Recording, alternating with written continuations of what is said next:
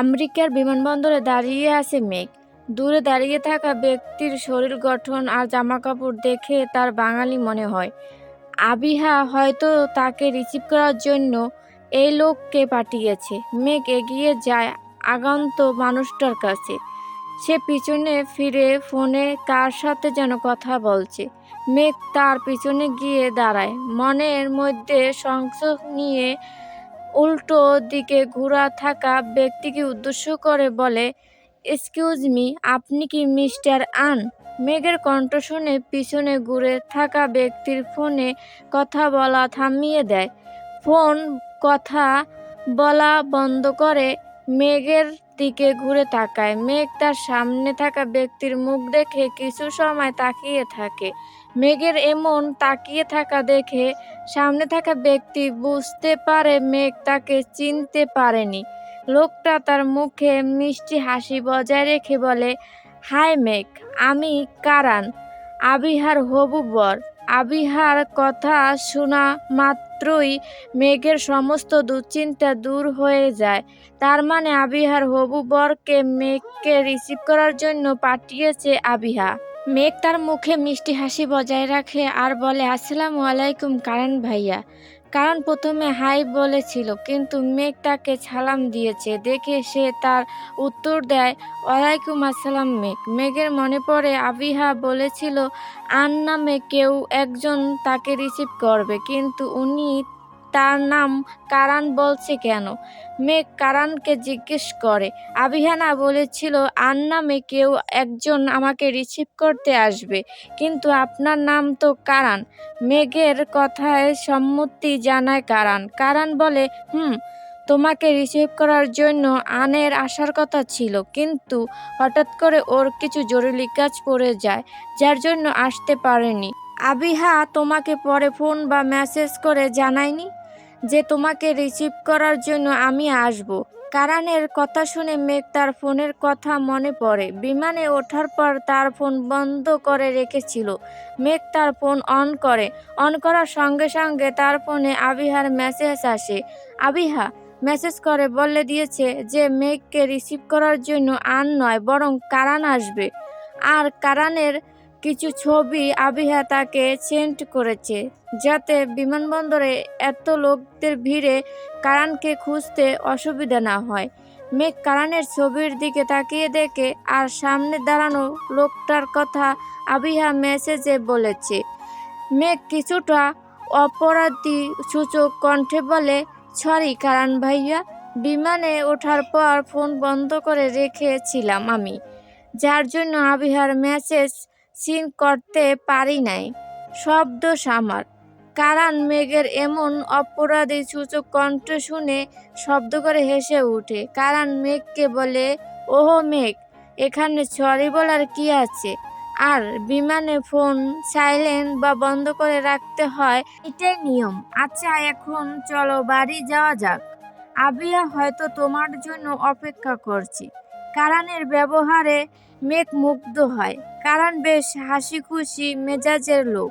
তার ব্যবহার ভীষণ সুন্দর। মেঘের সাথে কিছুক্ষণের পরিচয় বেশ ভালো বন্ধুর মতো সম্পর্ক গড়ে উঠেছে।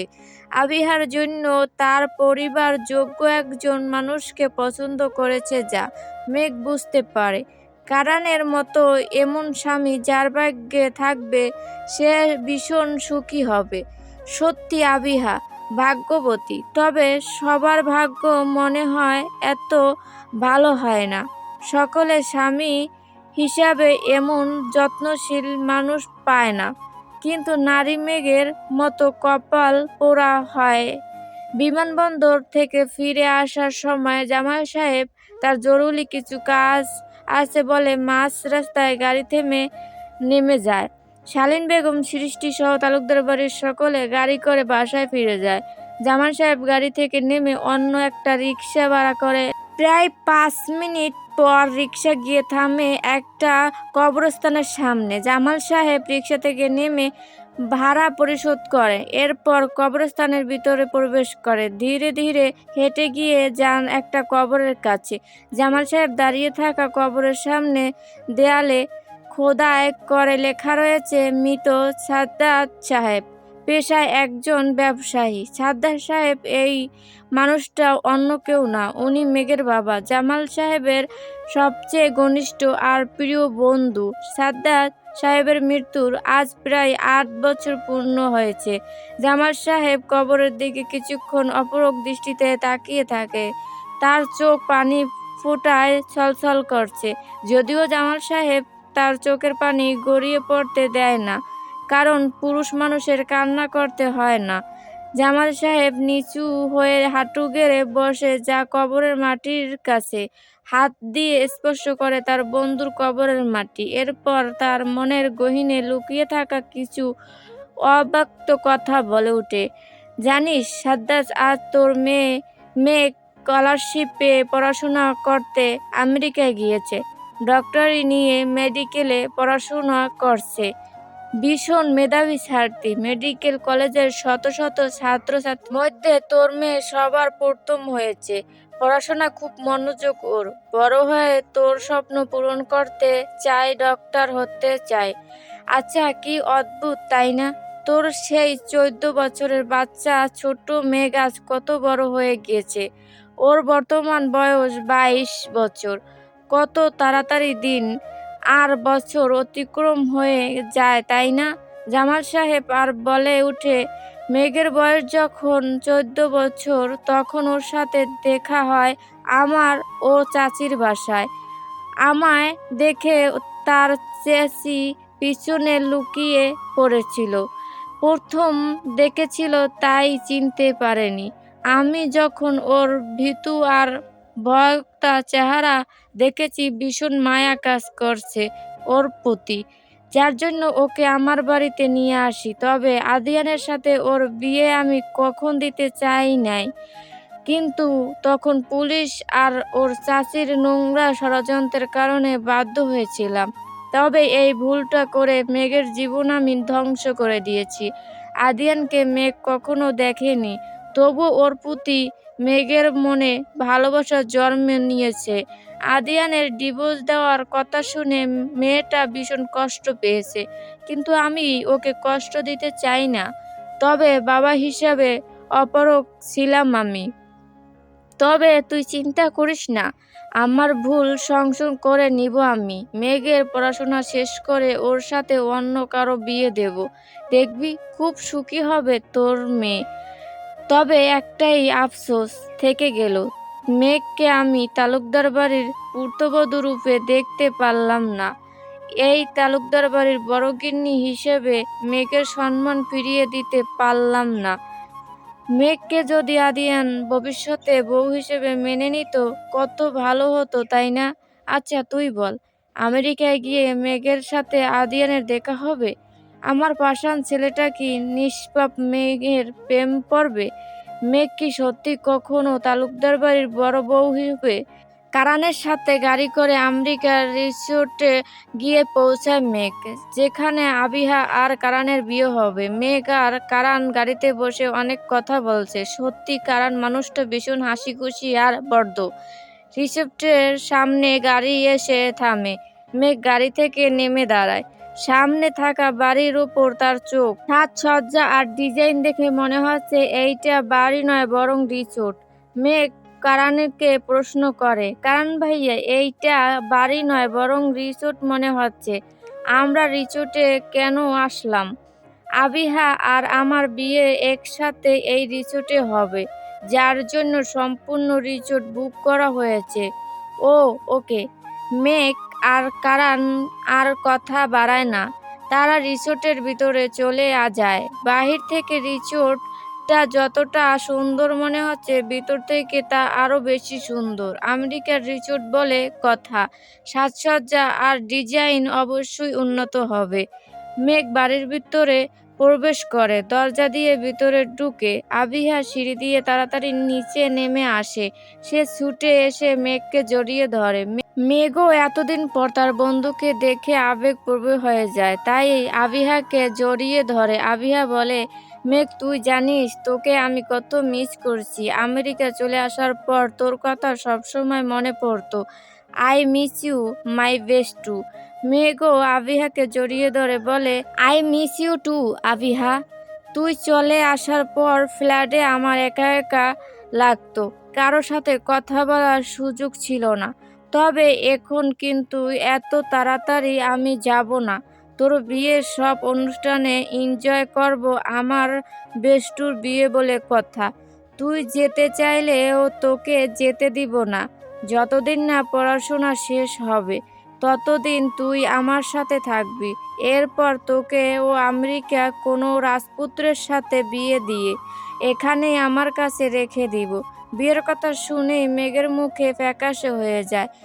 স্মৃতির পাতায় আদিয়ান নামক নামটা আবার ধরা দেয়। বিয়ে শব্দটা কি সত্যি মেঘের জীবনে আছে? সংসার, স্বামী, সুখ এইসব সকল নারীর ভাগ্য থাকে, আর মেঘের ভাগ্য তো অবশ্যই নাই। মেঘকে এমন অন্যমনস্ক হতে দেখে আবিহা বলে, আচ্ছা এখন চল, তোর রুমে যা। অনেক সময় বিমানে জার্নি করার কারণে তুই হয়তো টায়ার্ড ফিল করছিস। আবিহার কথায় মেঘ সম্মতি জানায়। সত্যি তার এখন বিশ্রাম দরকার। আমেরিকায় আসবে বলে কাল সারা রাত ঘুম হয়নি তার। আর সকাল থেকে ব্যাগপত্র গুছিয়ে রাখা সহ ফ্ল্যাটে করে এতক্ষণ আসার কারণে সারাদিনের একবারও ঘুমাতে পারেনি। মেঘ আর আবিহা সিঁড়ি দিয়ে উপরে চলে যায়, আর কারান মুখ গোমরা করে দাঁড়িয়ে থাকে। তার বউ বন্ধুকে পেয়ে তাকে ভুলে গেছে। বেচারা কারান কি আর করবে। কিছু সময় সেখানে দাঁড়িয়ে থাকার পর সেও তার রুমে চলে যায়। অন্যদিকে আমেরিকায় এমসিসি হাসপাতালে ওটির মধ্যে অপারেশন করে যাচ্ছে আদিয়ান। বিকেলে তার মেঘকে রিসিভ করার কথা ছিল, কিন্তু হঠাৎ করে হাসপাতাল থেকে কল আসে ইমার্জেন্সি, সেখানে যেতে অপারেশন করতে হবে। কিন্তু জরুরি প্রয়োজন এখন তার হাসপাতালে। আদিয়ান আর কি করবে, বাধ্য হয়ে হাসপাতালে চলে আসে। তবে আসার সময় কারণকে বলে মেঘকে রিসিভ করে বাড়ি নিয়ে যেতে। তার জরুরি অপারেশন রয়েছে, যার জন্য সে যেতে পারবে না। প্রায় 5 মিনিট পর অপারেশন শেষ করে ওটি থেকে বের হয়ে আসে আদিয়ান। এরপর কিছু সময় বিশ্রাম নেওয়ার উদ্দেশ্যে তার কেবিনে চলে যায়। কেবিনের দরজা খুলে ভিতরে প্রবেশ করে আদিয়ান। তার সাথে কিছু জুনিয়র ডক্টর ছিল। তাদের সকলে কেবিনে গিয়ে বিশ্রাম নিতে বলে আদিয়ান। আদিয়ান তার গায়ে পরিহিত ফর্ম আর হাতে থাকা সেফটি গ্লাস খুলে ফেলে। আদিয়ান যখন তার গায়ের টি শার্ট খুলতে যাবে তখনই পিছন থেকে তাকে কেউ একজন শক্ত করে জড়িয়ে ধরে। হঠাৎ করে এমন শক্ত করে জড়িয়ে ধরায় আদিয়ান কিছুটা থমকে যায়। পিছনে থাকা নারীর হাত ধরে এক ঝটকায় তার থেকে দূরে সরিয়ে দেয় আদিয়ান। আদিয়ান পিছনে ঘুরে দেখে তার সামনে জিয়া দাঁড়িয়ে আছে। জিয়াই যে তাকে এতক্ষণ জড়িয়ে ধরে রেখেছিল তা সে বুঝতে পারে। সাথে সাথে তার মাথা গরম হয়ে যায়। রাগান্বিত কণ্ঠে বলে ওঠে, হোয়াট ননসেন্স জিয়া, তোমাকে কতবার বলেছি আমার থেকে দূরে থাকবে তুমি। এমন হুটহাট করে জড়িয়ে ধরা আমার পছন্দ নয়। এক কথা কি 10 বার বললেও কি শুনতে পাও না? আদিয়ান কথাটা দমকের সুরে বলে ওঠে। জিয়া কিছুটা ভয় পেয়ে যায় আদিয়ানের রাগান্বিত কণ্ঠ শুনে। সে ভয়াক্ত কণ্ঠে বলে ওঠে, আদিয়ান কাম অন, তুমি এত রাগ করছো কেন? আমরা তো একে অপরের বন্ধু, তাই না? বন্ধুকে জড়িয়ে ধরা অপরাধের কিছু নয়। আমেরিকায় এইটা নর্মাল বিষয়। আদিয়ানের রাগটা দ্বিগুণ বেড়ে যায় জিয়ার কথা শুনে। আদিয়ান বলে, আমেরিকায় বিষয়টা নর্মাল হলে আমার কাছে নর্মাল নয়। আমরা বন্ধু, কিন্তু বন্ধু হইলেই যে সবসময় জড়িয়ে ধরতে হবে এইটা কোথায় লেখা আছে? আর আমি মাত্র অপারেশন শেষ করে এসেছি। এখন আমার শরীরে কত জীবাণু, ব্যাকটেরিয়া রয়েছে। তুমি আমাকে জড়িয়ে ধরার কারণে যদি তোমার ইনফেকশন হয় তখন কি হবে? আদিয়ানের কথা শুনে জিয়া বেহায়ার মতো বলে ওঠে, তোমার কি আমাকে নিয়ে টেনশন হচ্ছে Adiyan? Just shut up Zia, doctor হয় আমি। সকলের শরীর স্বাস্থ্যের বিষয় খেয়াল রাখতে হয় আমার। আজ তুমি ছাড়া যদি অন্য কোনো মানুষ আমার কাছে আসতো তাকেও এই কথাই বলতাম। আদিয়ানের এমন স্পষ্ট জবাব শুনে জিয়া মুখ চুষে যায়। জিয়া কথা ঘুরানোর চেষ্টা করে বলে, আদিয়ান, তুমি রাগ করছো কেন? আচ্ছা, এইসব বাদ দাও, চলো নিচে ক্যান্টিনে যাই। ভীষণ ক্ষুধা লাগছে আমার, একসাথে খাবার খেয়ে আসি। জিয়ার কথায় উত্তর আদিয়ানের ছোট করে জবাব দেয়, আমার ক্ষুধা লাগছে না জিয়া, আর এখন বিকাল, বিকালে কিছু অভ্যাস আমার নাই। তোমার ক্ষুধা লাগছে, একা গিয়ে খেয়ে আসো। জিয়াকে আর কথা বলার সুযোগ দেয় না আদিয়ান। টেবিলের ওপর থেকে ফর্ম নিয়ে বড় বড় পা ফেলে রুম থেকে বের হয়ে যায়। জিয়া রাগে দাঁত কটমট করে সেখানে দাঁড়িয়ে থাকে।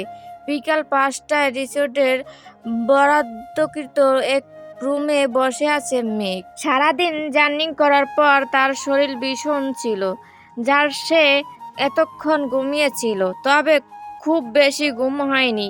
এই 1 থেকে 1.5 ঘন্টা ঘুমিয়েছে। মেঘ বিছানা ছেড়ে উঠে দাঁড়ায়, ওয়াশরুম থেকে সামান্য ফ্রেশ হয়ে বাইরে বের হয়ে আসে। আবিহার শ্বশুর বাড়ির কারো সাথে তার পরিচয় বা দেখা হয়নি। তারা যেহেতু একই রিসোর্টে থাকবে তাহলে দেখা অবশ্যই হবে। মেঘ রুমে বসে বোর হচ্ছিল, যার জন্য সে রুম থেকে বের হয়ে বাইরে যায়। সিঁড়ি দিয়ে নিচে নামে ডাইনিং রুমের কাছে যায়।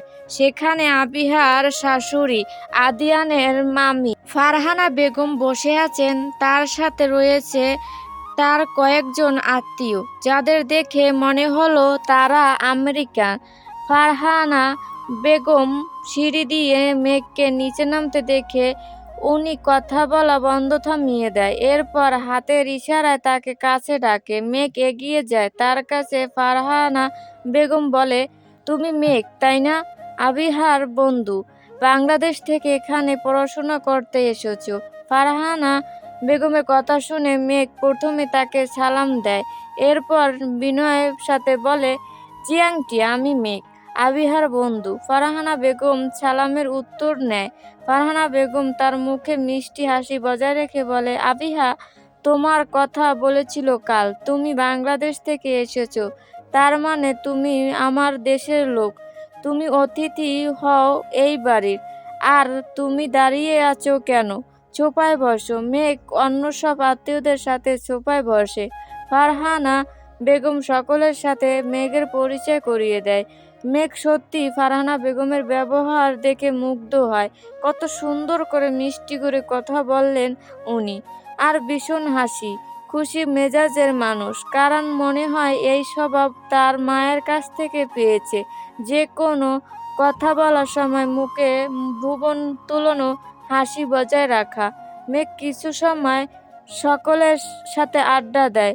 সকালের সাথে কথা বলার মধ্যে ফারহানা বেগম মনে পড়ে উনি ফ্রিজে কেক আর মিষ্টি জাতীয় কিছু খাবার রেখেছিলেন আত্মীয় সহ বন্ধুদের খাওয়ানোর জন্য। আশেপাশে কোনো কাজের লোক নাই যাকে বলবে ফ্রিজ থেকে কেক নিয়ে আসতে। ফারহানা বেগমের মেঘের কথা মনে পড়ে। ফারহানা বেগম বলে, মেঘ, তুমি যদি কিছু মনে না করো তবে রান্নাঘরে ফ্রিজে কিছু কেক আর মিষ্টি রয়েছে, তা নিয়ে আসবে। আন্টি, এখানে মনে করার কি আছে, আমি এক্ষুনি নিয়ে আসছি। মেঘ সোফায় থেকে উঠে রান্নাঘরে ফ্রিজের কাছে যায়। অন্যদিকে আদিয়ান তখনই বাড়িতে ফিরে আসে। ডাইনিং রুমে ফারহানা বেগম তার আত্মীয়দের দেখে দাঁড়িয়ে যায়। ফারহানা বেগম আদিয়ানকে দেখে বলে, আদিয়ান, তুমি কোথায় গিয়েছিলে? কারণ বলল তুমি নাকি হাসপাতালে অপারেশন করতে গিয়েছো। তোমাকে না বলছি যতদিন বিয়ে শেষ হবে ততদিন ছুটি নিতে? ফারহানা বেগমের কথা শুনে আদিয়ান বলে উঠে, সরি মামি, কিন্তু অপারেশনটা খুব জরুরি ছিল, বাট এখন আর এই ভুল হবে না। কারণের বিয়ে শেষ না হওয়া অবধি আমি আর কোথাও যাব না। মনে থাকে যেন। আচ্ছা, এখন রুমে যাও। সারাদিন হাসপাতালে থেকে শরীর ক্লান্ত লাগছে নিশ্চয়ই। আমি কাজের লোক দিয়ে তোমার রুমে খাবার পাঠিয়ে দেব। না মামি, এখন আর কিছু খাবো না, ভীষণ ঘুম পেয়েছে, ঘুমাবো আমি। আচ্ছা ঠিক আছে। রুমে গিয়ে রেস্ট নাও, কিন্তু ল্যাপটপ নিয়ে কাজ করতে বসে যেও না আবার। অবশ্যই, বাই। আদিয়ান কথাটা বলে সিঁড়ি দিয়ে উপরে চলে যায়। ডাইনিং রুম থেকে রান্নাঘরের দূরত্ব বেশ অনেকটা, তাই মেঘ আর আদিয়ানের কথা শুনতে পায় না। ফ্রিজের থেকে কেক আর মিষ্টি বের করে নিয়ে আসে মেঘ। এরপর সকলে মিলে একসাথে আড্ডা দেয়। বিদেশে মানুষদের সাথে কথা বলতে মেঘ বোর ফিল করে না, বরং সে নতুন মানুষের সাথে পরিচয় হয়, তার ভালোই লাগে। রাত প্রায় 9টা। আবিহা তার রুমে বসে বিয়ের সমস্ত জিনিসপত্র আলমারিতে গুছিয়ে রাখছে। কালকে তার আর কারানের মেহেন্দি অনুষ্ঠান। আবিহার কাজ করার মধ্যে হঠাৎ করে তার কাজিনের দল রুমের ভিতর প্রবেশ করে। আবিহা সকলকে একসঙ্গে তার রুমে আসতে দেখে অবাক হয়ে বলে, কি ব্যাপার, তোরা সকলে একসাথে হঠাৎ আমার রুমে কেন এসেছিস? কাজিনরা সকলের বায়না সুরে বলে ওঠে, আপু, কালকে তোমার আর কারান ভাইয়ের এঙ্গেজমেন্ট হবে না? শুধু কি মেহেন্দি অনুষ্ঠান হবে? কাল কারান আর আবিহার মেহেদি অনুষ্ঠান হওয়ার কথা ছিল, কিন্তু ফারহানা বেগম নিষেধ করে দেয়, কারণ কারানের বাবা নির্ঝর সাহেব ব্যবসার কাজে কয়েকদিনের মধ্যে বিদেশে চলে যাবেন। কাজটা খুব জরুরি, তাই বিয়ে অনুষ্ঠান সব তাড়াতাড়ি শেষ করতে চান উনি। আর আবিহাকে যখন তারা পার্টি দেখতে গিয়েছিল, তখন ফারহানা বেগম আবিহার আঙুলে আংটি পরিয়ে দেয়, তাই এখন আর নতুন করে এনগেজমেন্ট করার প্রয়োজন নাই। আবিহা বলে, না, কাল এনগেজমেন্ট হবে না, শুধু মেহেদি অনুষ্ঠান হবে না। তাছাড়া মা আমাকে পার্টি দেখার দিন আংটি পরিয়ে দিয়েছিলেন, এখন আবার এনগেজমেন্ট করার কি দরকার? কাজিনরা সকলে জবাব দেয়, কিন্তু আপু, সেটা তো ফারহানা আন্টি আংটি পরিয়ে দিয়েছে তোমাকে, কারান ভাইয়া তো দেয়নি। আমরা চাই কারান ভাই তোমাকে প্রপোজ করুক, তোমার হাতে ভালোবেসে আংটি পরাক। না, এখন এইটা সম্ভব না। মা যখন নিষেধ করেছে, এখন আর ওইটা সম্ভব নয়। আবিহার কোনো কথা তার কাজিনরা শুনে না, তারা তাকে জোর করতে থাকে যেন কারান আর তার এঙ্গেজমেন্ট হয়। কারান যেন তাকে আংটি পরিয়ে দিয়ে ভালোবাসার কথা বলে। প্রায় 1 ঘন্টা পর আবিহা রাজি হয়। কাজিনরা সকলে মিলে একটা পরিকল্পনা করে। আবিহা প্রথমে রাজি হয় না, পরে সকলে তাকে বাধ্য করে। আবিহার কাছে সকলের পরিকল্পনা খারাপ মনে হয় না। পরিকল্পনা অনুসারে আবিহা কারানের ফোনে একটা মেসেজ দেয়। মেঘ তার রুমে বসে পড়াশোনা করছিল। কালকে থেকে যেহেতু আবিহার বিয়ে, তাই সে পড়তে পারবে না। মেঘ যখন পড়াশোনা করছিল, তখন তার রুমের দরজায় নাড়ে কারান। মেঘ টেবিল থেকে উঠে দরজার কাছে যায়। দরজা বাহিরে কারানকে দেখে মেঘ বলে, কারান ভাই, আপনি এখানে কিছু বলবেন?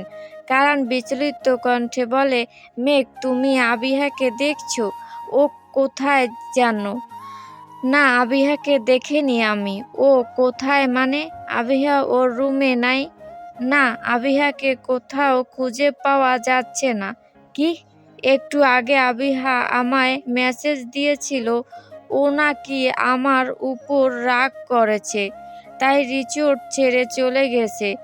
এখন যদি ওকে খুঁজে বের করে ওর রাগ না ভাঙায়, ও নাকি বিয়ে করবে না আমায়। কারানের কথা শুনে মেঘ অবাক হয়ে যায়। হঠাৎ করে আবিহার এমন করার কারণ বুঝতে পারে না সে। মেঘ বলে, কারান ভাইয়া, টেনশন করবেন না আপনি। আবিহা হয়তো কোনো বিষয়ে আপনার সাথে রাগ করেছে। রিসোর্টের আশেপাশে কোথায় গিয়েছি হয়তো আমি খুঁজে দেখছি। কারানের কথা শুনে মেঘ আবিহাকে খুঁজতে বের হয়। কারান আদিয়ানকে বলে আবিহার রাগ করার বিষয়টা। কারান আর আদিয়ান এখন একসাথে আবিহাকে খুঁজছে, কিন্তু অনেক সময় ধরে খুঁজে না পাওয়ার পর আদিয়ান বলে, কারণ তুই বরং রিসোর্টের বাম পাশের দিকে খোঁজ আর আমি ডান পাশে যাই। ওকে। আদিয়ান আর কারণ আলাদা হয়ে আবিহাকে খুঁজতে থাকে। অন্যদিকে মেঘ ও রিসোর্টের সব জায়গা আবিহাকে খুঁজে যাচ্ছে, কিন্তু কোথাও পায়নি। তাই রিসোর্ট থেকে বের হয়ে বাইরে খুঁজতে থাকে। প্রায় ২০ মিনিট পর আদিয়ান একটা জায়গা এসে পৌঁছায়। মেঘও ওই সেম জায়গায় আসে।